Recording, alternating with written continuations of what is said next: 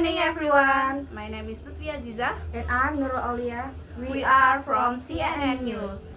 Bringing you the last news for today. The flooding caused by day of heavy rain Has blocked roads and forced business in the capital to close. area including the central business district were inundated and traffic was gridlocked as residents struggled to move around the city. Some 2,000 people have abandoned their homes, as officials warn that the rain could worsen in the next few days. The governor of Jakarta has declared a state of emergency. He also said he was committed to making a breakthrough in effort to tackle the flooding. Social media pictures show people wading through almost neck-high water in some parts of the city, while in others the waters were up to 2 meters. Jakarta resident Bambang urged the government to do more to stop flood in the future. The dams are no longer sufficient to hold the water, he said. Yayat Supriyatna, an urban planning expert, told the CNN that Jakarta's drainage system is still the same as it was in the Dutch colonial era and should be rebuilt. The floods are caused by the failure to manage and sustain the rivers as water reservoirs. I suggest the governor raise the rivers because if the rivers are deeper, the better will function. Heavy rain that floods the capital region resulted in Dharma Wangsa, South Jakarta, being inundated in several places, reaching as high as 50 centimeters on one afternoon. Even though the inundation was quite high, four-wheeled and two-wheel vehicles were still passing slowly, while the PPSU officers who were at the location temporarily closed Dharma Wangsa towards Brawijaya and the traffic flow was direct to cross Dharma Wangsa 11.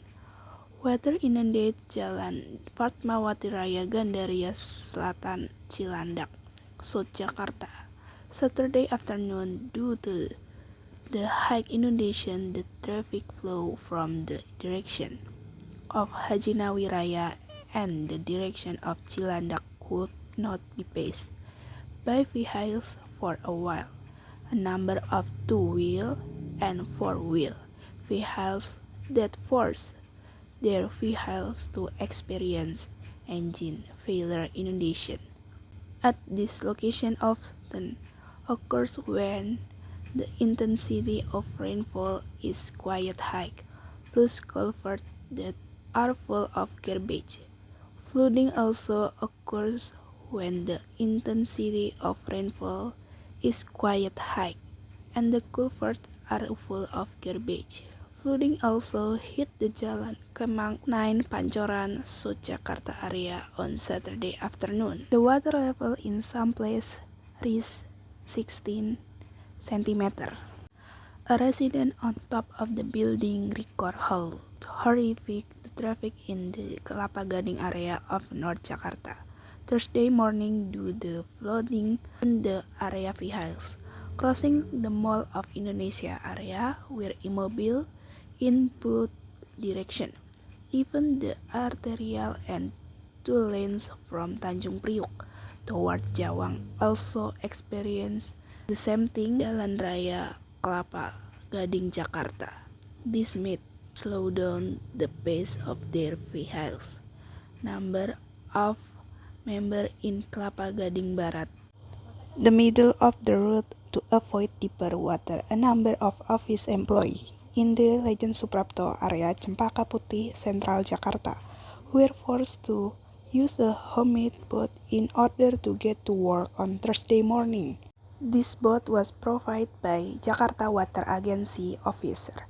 East Cempaka Putih urban village head Amadeo revealed that flooding as high as 15 centimeters that occurred since Thursday morning was caused by the Yutan Kayu River Sains. Office employee inundated water on Cempaka Putih Central Jakarta, making unable to pass. The police officer were forced to multiply to across the fast lane to the bus Transjakarta Line to avoid the high inundation. Even so, not a few more who are desperate to break through. As a result, a number of heading to the settlement Cakung. Solution when flooding occurs. There are several solutions that can be implemented when flooding occurs. First, infrastructure improvement. Will all upgrade drainage system, dams, and levees to reduce the risk of flooding. Second, early warning system. Develop an effective early warning system to inform residents of the impending dangers of flooding. Third, community education. The Jakarta Post said 2 of the people killed in the capital were children aged 13 and 2. State funds are available to help those affected by the flooding following the declaration of the statement of emergency, which will remain in effect until 27 January. That's all the news for today. Check it out at CNN News for the latest update. Thanks for watching and have a great day. Goodbye.